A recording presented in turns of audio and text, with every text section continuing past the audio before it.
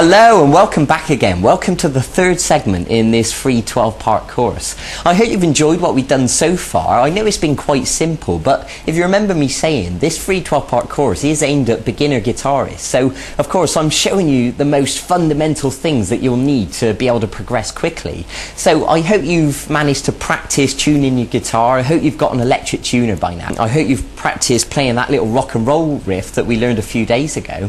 And today I'm going to teach you how to play chords. Now, in case you don't know what chords are, hold more than one note down on the guitar at once and you strum all the strings, like this for example.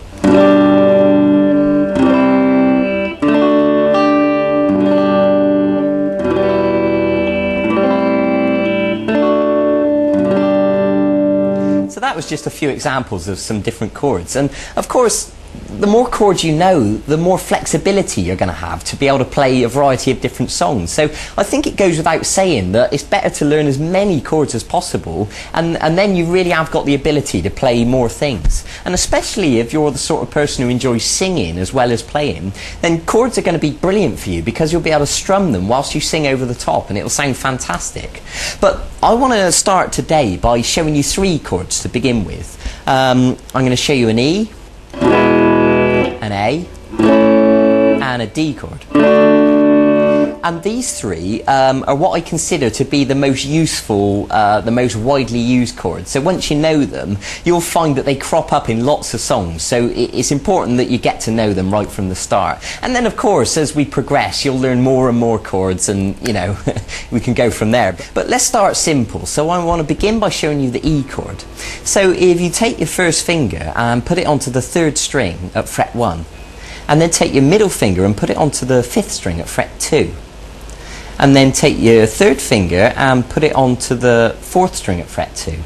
Now if you look at the chord box next to me, you'll see the diagram, you know, if you just need to clarify exactly where the notes go. Now what I'm going to ask you to do is hold down with plenty of pressure and strum the strings.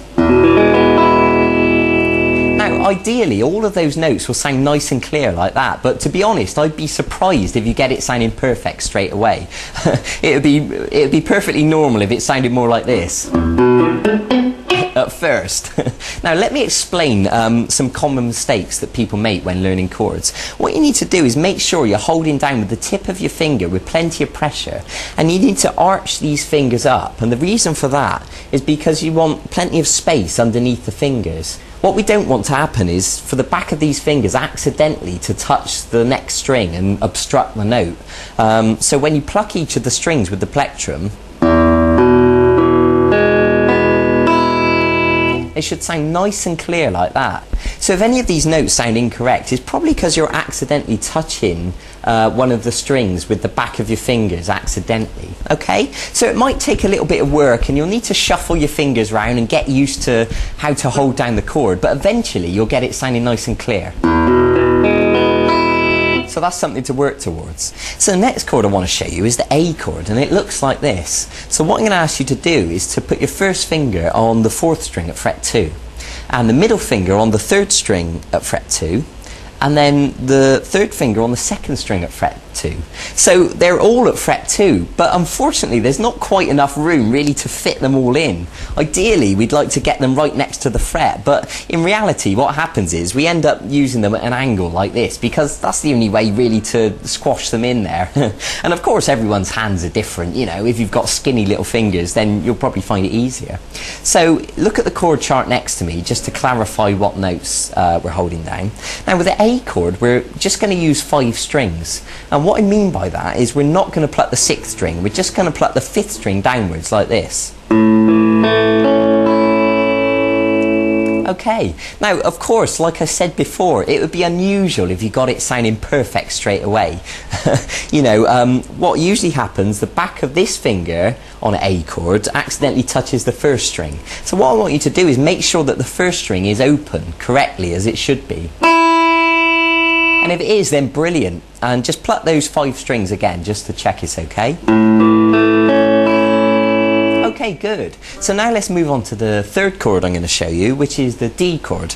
So if you put your first finger on the third string at fret 2. Now listen carefully to this, because some people get muddled up with this one. The middle finger goes onto the first string at fret 2, And then this third finger goes onto the second string at fret 3. Okay? Now the same thing applies, you know, arch these fingers up, hold down with plenty of pressure, and with the D chord we're just going to strum 4 strings. And what I mean is we're not going to pluck these 2 top strings. So 4, 3, 2, 1. Okay, so what I'd like you to do now is to stop the video and practice each one of these chords. The E chord with all the strings, the A chord with 5 strings, and the D chord with just 4 strings. And of course, with this video, you also downloaded a PDF document, and you can print that out, and it's got the diagrams there for you, so you can look at them next to you, so you don't have to keep rewinding the video, and practice them and get them sounding nice and clear. Now, there's something else I want to tell you. You may have noticed my thumb sort of kind of hanging around here over the top of the guitar, and there is a reason for this. When we're strumming the A chord, for example, we don't want the 6th string to accidentally make a noise. So what I'm doing is gently touching it just a little bit with the thumb, and that's enough just to mute the note, so it stops the 6th string from accidentally making a noise. And then when you strum all the 5 strings, then you know you're only just getting the correct notes that you want. So that's the reason for that. So what you can do once you've learned these chords is put them into a bit of a sequence. For example, you could play the A chord 4 times, and then you could play the D chord, back to the A, and then the E chord, and then you can do that again.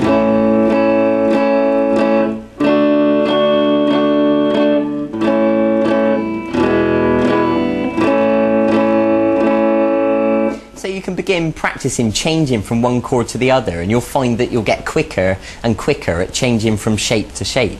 Good! So that is a brilliant place to begin with chords. So I suggest you go and practice that now. Go and get on with it.